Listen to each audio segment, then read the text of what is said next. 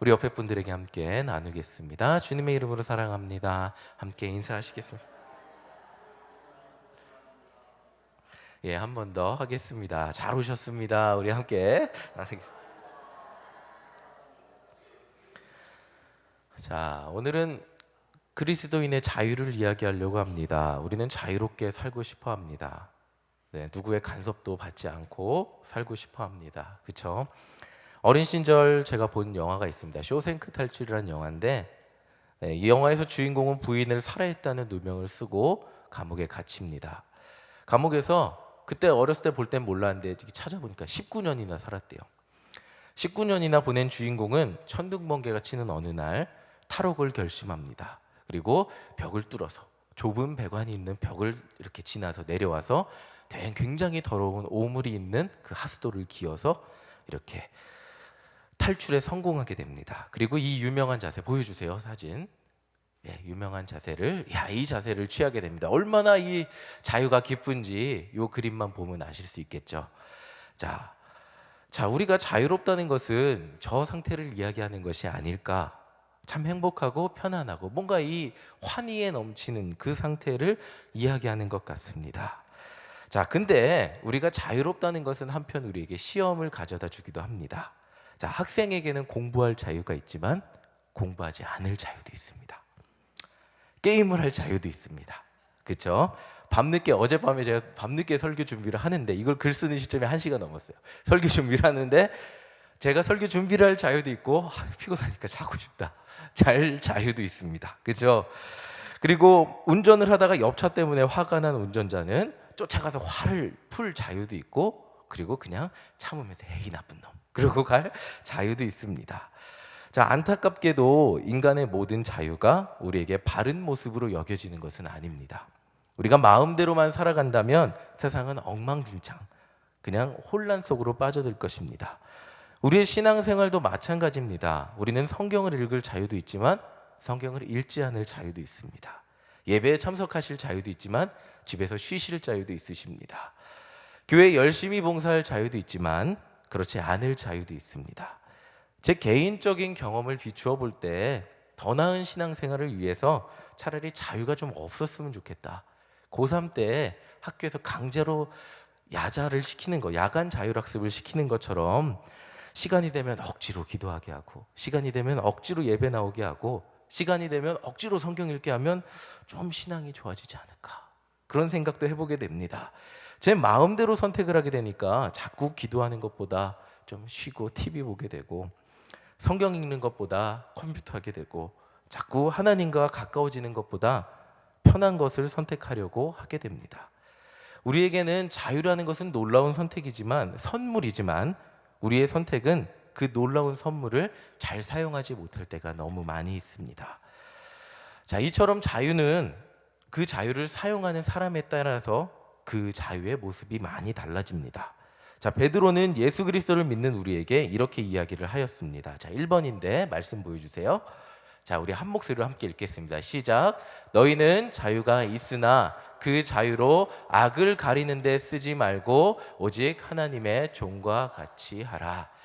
자, 베드로 전서에서 사도 베드로는 악을 가리는데 우리 자유를 쓰지 말라 그래요. 그렇다면 이 권면을 하려면 누군가는 자유를 가지고 악을 가리는데, 악한 것을 이렇게 가리는데 쓰고 있다는 거예요. 결국에는 악을 두둔하는 데 쓰고 있다는 거예요. 자, 1번 보겠습니다. 인간의 자유로운 선택, 하나님의 뜻보다는 인간은 죄를 선택함. 자, 인간은 자신의 자유를 가지고 반복적으로 죄를 선택하는 존재입니다. 예. 자, 우리는 무엇이든 선택할 자유가 있는 사람입니다. 이 자유를 가지고 악을 위하여 쓰기도 하고 선을 위하여 쓰기도 합니다. 안타깝게도 그 자유로운 선택 중에 인간은 반복적으로 착한 일을 많이 할까요? 나쁜 일을 많이 할까요? 우리 경험상 다 알고 계시죠? 자, 착한 일을 많이 하는 분은 이렇게 저를 안 보시고 밑을 보시면 됩니다. 착한 일을 많이 하시면. 살아보니까 악한 일을 더 많이 한다고 생각하시는 분은 저를 잘 봐주시면 됩니다. 악한 일을 많이 하시는 거, 밑에 보시는 분은 선한 일을 많이 하시는 분으로 제가 생각을 하겠습니다. 자, 인간은 자유로운 선택을 할 수 있는 존재로 창조되었고, 하나님은 못하게 하셨지만 선악과를 먹을 자유도 있었습니다. 그리고 우상 숭배를 할 자유도 있었습니다. 그리고 인간의 선택은 뭐였죠? 선악과를 먹는 거였습니다. 그리고 우상 숭배를 하는 거였습니다. 그리고 그 결과는 인간이 죄의 포로가 되었습니다. 더 이상 자유로운 존재가 아니라는 겁니다. 자유로운 선택으로 죄를 선택한 인간의 상태는 바로 이것입니다. 로마서 6장 12절 우리 2번인데요. 함께 읽겠습니다. 시작. 그러므로 너희는 죄가 너희 죽을 몸을 지배하지 못하게 하여 몸의 사욕에 순종하지 말고. 자, 이것도 마찬가지입니다. 죄가 우리 죽을 몸을, 우리 몸을 지배하고 있다는 겁니다. 그러니까 지배하지 말라 그러죠. 자, 2번 보겠습니다. 죄가 우리의 몸을 지배함. 그리고 화살표 돼 있죠? 그 결과는 우리 몸의 사욕에 순종하는 삶을 살게 됩니다.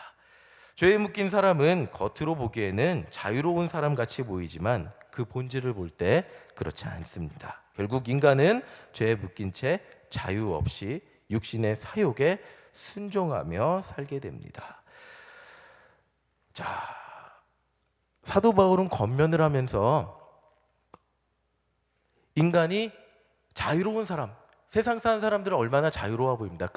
그러나 그 사람들은 진짜 자유로운 것이 아니라 죄라는 것에 꽁꽁 묶여서 죄를 따라서 어쩔 수 없이 죄에 질질 끌려가는 사람이라고 이야기하고 있습니다. 그리고 로마서 6장 6절 우리 함께 보겠습니다. 한 목소리로 읽겠습니다. 시작.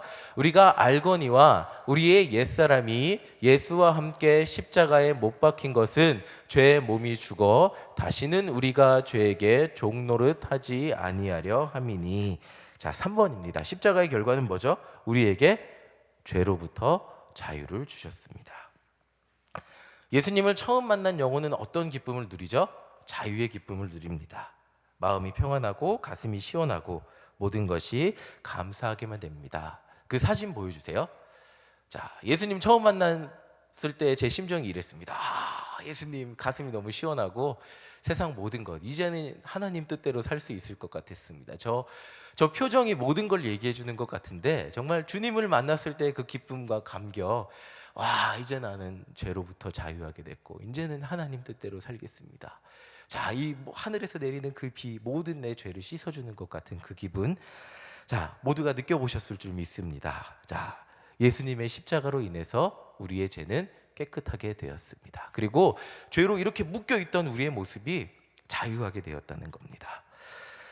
자, 근데 인간이 그 자유를 찾은 그 모습으로 끝이 나면 좋겠는데 이 영화의 해피엔딩, 이 주인공이 이제 탈옥을 하고 그동안 모았던, 감옥에서 대단해요. 돈을 모아갖고 멕시코로 도망갑니다. 그리고 굉장히 예쁜 해변에서 이렇게 나무 배를 이렇게 만지면서 끝이 나는데 너무 행복해 보이게 끝나는데, 그 영화의 해피엔딩처럼 인간이 자유를 찾으면 모든 일이 쉽게 해결되면 좋겠습니다. 근데 그것이 아닌 것 같습니다.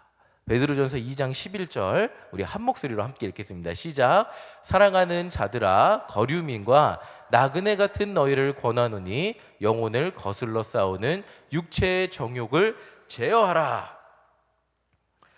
자, 우리가 자유함을 얻었어요. 이제는 더 이상 예수님 믿으니까 죄인이 아니에요. 근데 더 이상 죄인이 아니라고 하고 자유를 얻었는데 우리 안에는, 자, 4번 보겠습니다. 우리를 포기하지 않는 죄의 유혹, 육체의 정욕은 우리 속에 남아있다는 겁니다. 그리고 우리를 끊임없이 유혹합니다. 예수님의 십자가의 은혜를 경험했지만 우리 속에 죄는 계속해서 우리를 유혹합니다.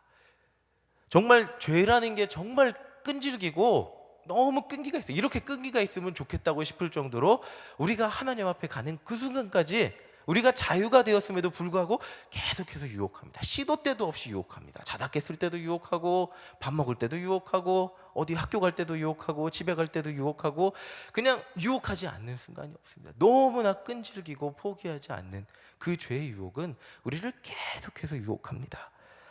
자, 한 번 참으면 될 것 같습니다. 한 번 참았습니다. 죄의 유혹을.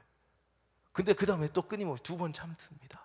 그리고 3번 참습니다. 4번 참습니다. 5번, 10번을 참습니다. 참다 못해 무너졌습니다. 그것이 우리의 모습이 아닐까. 정말 끈기가 있어서 하나님 앞에 가는 그날까지 우리를 유혹하고 계속 넘어뜨립니다. 그렇기 때문에 베드로는 우리에게 계속해서 우리 마음속에 피어오르고 사단이 계속해서 말하는 그 육체의 정욕을 제어하라고 가르치고 있습니다. 우리는 자유로워졌지만 우리의 몸은 죄를 기억하고 있습니다. 그리고 그 익숙한 기억으로 되돌아가기를 원한다는 겁니다. 자, 그러나 그리스도인들은 죄를 짓지 않기 위해서 가만히 있으면 될까요? 그러면 야, 이제 죄를 안 지어야 되니까 그럼 가만히 아무 행동도 안 하고 있으면 죄를 안 짓잖아요. 가만히 있으면 죄를 안 짓잖아요. 그것이 아니라는 겁니다. 우리 12절 함께 보겠습니다. 우리 한 목소리를 읽겠습니다. 시작. 너희가 이방인 중에서 행실을 선하게 가져 너희를 악행한다고 비방하는 자들로 하여금 너희 선한 일을 보고 오시는 날에 하나님께 영광을 돌리게 하려 함이라. 자, 죄의 유혹에 맞서는 그리스도인 뭘까요? 선한 행실입니다.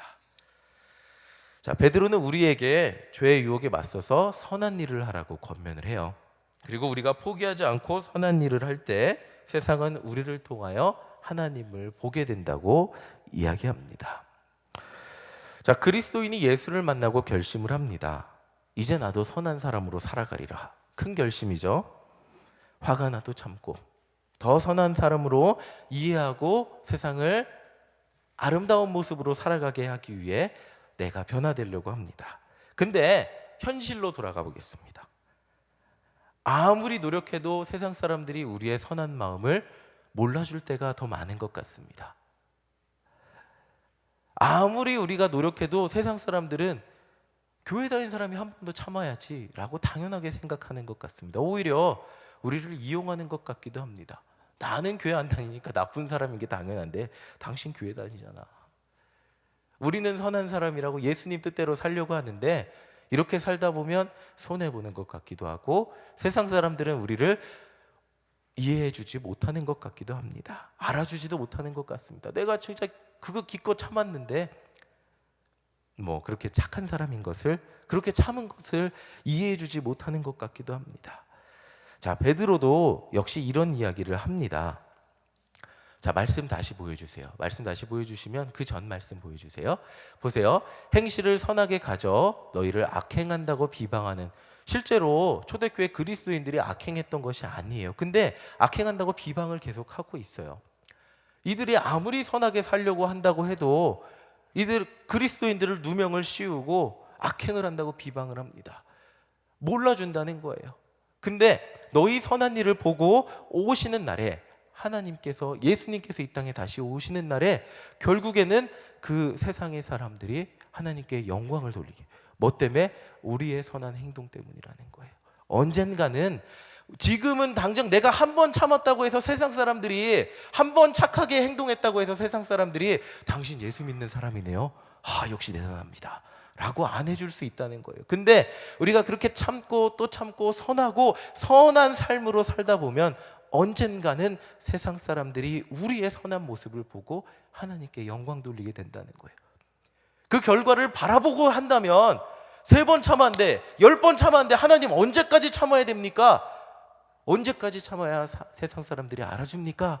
라고 할 수 있겠지만 우리는 그것을 기대하지 않고 그리스도인으로 당연히 살아갈 때 언젠가 세상 사람들이 우리의 선한 모습을 보고 하나님을 만나게 된다는 겁니다. 이것이 베드로가 우리에게 전해주고 있는 것입니다. 자, 이제 마지막 한 가지만 더 보도록 하겠습니다. 이게 오늘 말씀에 저를 가장 망설이게 했던 말씀인데, 말씀을 준비하고 이미 본문에 써놨기 때문에 피할 수 없는 본문이었습니다. 13, 14절 우리 함께 읽어보도록 하겠습니다. 시작. 인간의 모든 제도를 주를 위하여 순종하되 혹 위에 있는 왕이나 혹 그가 악행하는 자를 징벌하고 선행하는 자를 포상하기 위하여 보낸 총독에게 하라. 자, 이 구절은 오늘날 자유민주주의를 살아가는 젊은 사람들이 가장 받아들이기 어려워하는 구절입니다. 베드로는 인간의 모든 제도를 하나님을 위해서 순종하라고 이야기하십니다. 특히 왕이나 왕이 임명한 총독에게 순종을 하라고 명령하고 있습니다. 자, 6번이죠. 6번 함께 보겠습니다. 권세에 순종하는 그리스도인, 세상의 권세들에게 순종하라. 이렇게 이야기를 합니다.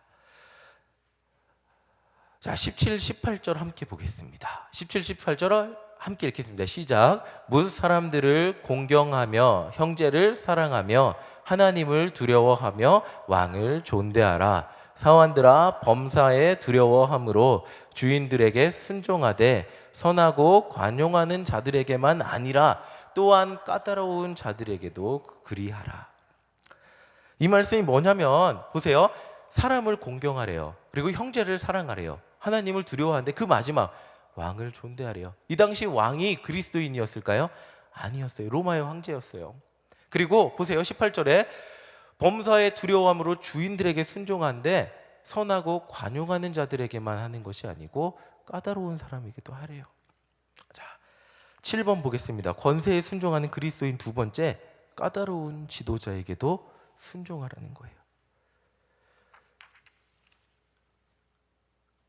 자, 바로 이 부분을 젊은 사람들이 우리를 힘들게 하는 말도 안 되는 지도자들에게도 순종하라고 베드로가 이야기하고 있는데 이 부분을 젊은 사람들이 굉장히 받아들이기 힘들어합니다. 자, 베드로가 왜 이 말을 했는지에 대해서 베드로전서가 쓰여진 배경을 한번 봐야 돼요. 많은 사람들이 베드로전서는 기원후 64년경에 쓰여졌다고 합니다. 이때가 언제냐면 로마에는 네로 황제가 있었고 로마에 엄청난 화재가 일어났을 시점입니다. 혼란의 상황 속에서 네로가 이런 유언비어가 돌았어요. 로마에 엄청난 화재가 나니까 네로가 미쳤다. 그래서 로마 시민을 죽이기 위해서 불을 질렀다. 그러니까 황제가 굉장히 자기 자리가 위태로워집니다. 그래서 자기 자리의 안정을 위해서 기독교인이 불을 질렀다. 저 반란 세력 기독교인이 불을 질렀다. 이렇게 소문을 돌렸습니다. 그리고 네로는 이 사람들을 잡아다가 콜로세움에 잡아다가 사자들이 잡아먹게 합니다. 이러한 베드로전서는 이러한 박해 속에서 쓰여졌을 것이라고 많은 학자들이 추정하고 있습니다. 베드로는 자신들에게 말도 안 되는 누명을 씌워서 죽이는 왕에게 순종을 하라고 지금 말하고 있는 거예요. 그래서 이렇게 말을 해요. 19절, 20절. 자, 함께 읽어보겠습니다. 시작. 부당하게 고난을 받아도 하나님을 생각함으로 슬픔을 참으면 이는 아름다우나 죄가 있어 매를 맞고 참으면 무슨 칭찬이 있으리요. 그러나 선을 행함으로 고난을 받고 참으면 이는 하나님 앞에 아름다우니라. 자, 8번 보겠습니다. 권세에 순종하는 그리스도인, 부당한 고난도 참고 견디라는 거예요. 이 부당한 권세가 어떤 거냐면 자신들을 죽이려는 죄를 짓지도 않았는데 짓지도 않은 죄, 불을 지르지도 않았는데 질렀다고 누명을 씌워서 죽이는 그 권세에도 순종하라고 명령을 하고 있습니다. 선을 행해도 때로는 선을 행해도 고난을 받는다고 설명을 하고 있습니다. 자, 쉽게 이 말씀이 이해가 안 갈 수 있는데 여기에 베드로가 우리에게 이야기하고 싶은 핵심이 있습니다. 자, 다시 말해 지금 당장 그리스도인들은 로마의 화재를 일으키고 사회를 어지럽히는 사람들로 낙인이 찍힌 거예요. 그래서 억울한 누명을 쓰고 고난을 받습니다. 근데 이 대응 방법으로 그러면 우리는 죄를 안 지었으니까 싸우자, 맞서 나가서 싸우자 라는 것이 아니라 세상 가운데에서 지속적으로 선한 행실을 하라는 겁니다. 지금 당장은 세상 사람들이 몰라주죠. 지금 당장은 내가 아무리 그리스도인이라고 하면 오히려 박해를 당하고 죽임을 당합니다. 언젠가는 세상이 진짜 그리스도인이 누군지 알게 되는 때가 올 것이라는 겁니다. 그래서 그것을 알 수 있도록 세상 가운데 진짜 그리스도인이 누구인지 보여주라는 것입니다. 진짜 그리스도인은 로마 사회에 혼란을 가져다 줄 사람이 아니고 불을 질러서 로마 그 도시의 사람들을 죽이는 사람들이 아니고 반란을 일으키는 세력도 아닙니다. 진짜 그리스도인은 하나님과 세상을 둘 다 널리 이롭게 하는 사람들입니다. 그들이 속한 공동체, 교회라는 공동체와 교회 바깥의 공동체를 모두 이롭게 하는 사람들이라는 것입니다. 자, 8번의 밑에 보시면 때로는 우리에게 부당한 고난도 찾아옵니다. 사도 베드로는 우리는 이때 싸우는 것이 아니라 참고 견뎌야 한다고 가르치고 있습니다. 자, 창세기 39장 5절 보겠습니다. 이 5절에 어느 정도 이 답이 있습니다. 우리 한 목소리로 함께 읽겠습니다. 시작. 그가 요셉에게 자기의 집과 그의 모든 소유물을 주관하게 한 때부터 여호와께서 요셉을 위하여 그 애굽 사람의 집에 복을 내리심으로 여호와의 복이 그의 집과 밭에 있는 모든 소유에 미친지라. 세상 속의 그리스도인이 누굴까요? 복의 근원입니다. 요셉이 보디발의 집에 있었을 때 보디발 하나님 믿지 않았어요. 근데 어떻게 됐죠? 요셉 때문에 보디발의 집까지 그 복을 받게 되었습니다. 그리고 요셉이 억울한 누명을 쓰고 감옥에 가게 되었어요. 그렇죠? 근데 그 감옥의 일들이 요셉 때문에 모두 잘 되게 되어 요셉의 손에 맡겨지게 되었습니다. 하나님께서 형통하게 하시는 자라는 것을 알게 되었습니다. 베드로는 그리스도인들이 세상 가운데 이런 사람이라는 것을 알았어요. 그리고 이런 사람이라는 것을 증명하기를 원했다는 겁니다. 지금 베드로가 이 책을 쓰고 있는 시점에는 그리스도인들이 어떤 사람으로 여겨졌냐면 불을 지르는 사람, 세상을 망치는 사람, 혼란스러운 사람, 혼란스럽게 하는 사람들, 반란을 일으키는 사람들, 그런 사람들로 여겨졌는데 아니다. 너희 그리스도인들이 이것을 증명해야 된다. 세상을 이롭게 하는 사람들이라는 것을, 그리스도인과 함께 있는다면 하나님의 복이 이 세상 가운데 흘러나오는 것을 이 세상 사람들이 알게 해야 된다. 그것이 너희에게 필요한 것이다 라는 것을 이야기하고 있다는 겁니다. 자, 9번의 밑에 보겠습니다. 세상 속에서 살아가는 그리스도인은 세상을 혼란스럽게 만드는 사람이 아니라 복을 주는 사람입니다.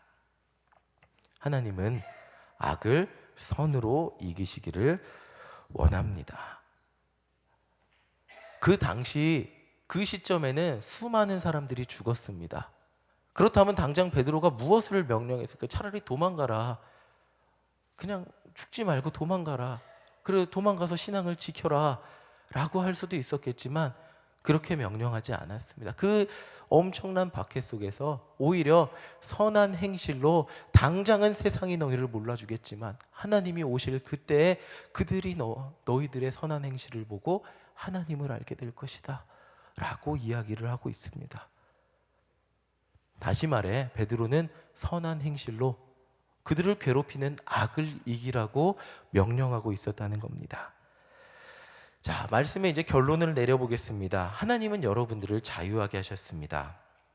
그 자유를 여러분은 어디에 사용하기를 원하시고 계십니까? 죄로부터 자유하게 된 우리는 무엇이든 할 수 있는 존재가 되었어요. 다시 이전의 모습으로 가실 수 있어요. 아니면 하나님께서 원하시는 선한 인생을 사는 그것도 가능해졌어요. 하나님은 우리의 자유로 우리가 하나님을 이롭게 하고 또 우리가 사는 세상을 이롭게 하기를 원하십니다. 그것이 베드로가 우리에게 이야기하고 있는 그리스도인의 자유입니다.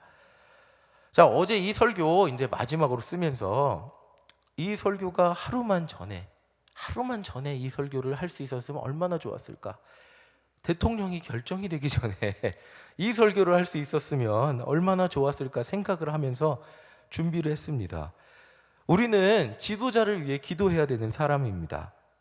그리스도인들은 기도와 행실로 세상을 이롭게 해야 되는 사람입니다. 하루만 전에 설교했어도 누가 대통령이 돼도 그 사람을 위해서 기도합시다 라고 얘기할 수 있었는데 지금은 누구는 좋아하고 누구는 안 좋아하시는 대통령, 누구는 염려하시고 누구는 기대하시는 그분이 대통령이 됐잖아요. 그래서 제가 이분을 위해 기도합시다 그러면 아유 젊은 목사님 자기가 좋아하는 사람 됐으니까 기도합시다 라고 하실 수도 생각하실 수도 있으니까 참 이야기하기가 굉장히 조심스러웠습니다. 근데 이 베드로가 왜 이렇게까지 이야기를 했을까? 네로라는 미친 왕이 죄를 짓지도 않은 그리스도인들을 박해하고 죽이는데 그 질서에 순종하라고 왜 그렇게까지 했을까? 라는 생각을 해보게 되면서 우리는 그리스도인은 이 사회와 이 나라를 위해서 지도자를 위해 어떤 사람이 지도자가 된다고 할지라도 그 사람을 위해 기도해야 되는 존재라는 것을 다시 한번 생각해 보게 되었습니다. 내가 좋아하건 내가 좋아하지 않건, 내가 투표했건 내가 그 사람을 찍었건 찍었지 않건 간에 그 사람을 위해, 정말 그 사람을 통해 이 땅 가운데 하나님의 뜻이 조금이라도 더 나타날 수 있도록 기도해야 되는 사람들이 그리스도인이라는 것을 다시 한번 생각하게 되었습니다. 왜?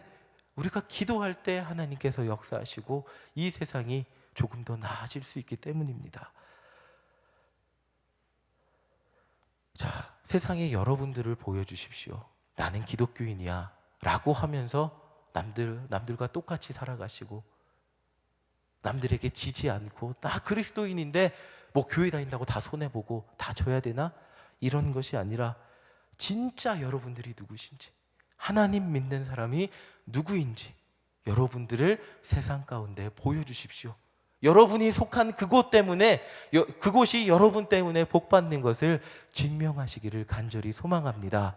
하나님은 여러분들을 통하여 그곳이 복받기를 간절히 원하고 계십니다. 여러분들이 복의 근원이 되기를 간절히 소망하고 계십니다. 우리 그리스도인을 통하여 이 대한민국이 복을 받기를 간절히 소망하고 계십니다. 이것이 하나님께서 원하시는 것이라는 겁니다. 세상 사람들은 인터넷만 가면 계속 그러죠. 정말 말도 안 되는 기독교, 정말 나쁜 사례만 파헤쳐서 기독교는 이 사회에 암적인 존재라고 이야기합니다. 근데 이런 누명을 우리가 썼다고 해서 그들과 싸우지 말고 우리가 해야 할 일은 진짜 그리스도인이 누군지 세상 사람들에게 보여주라는 겁니다.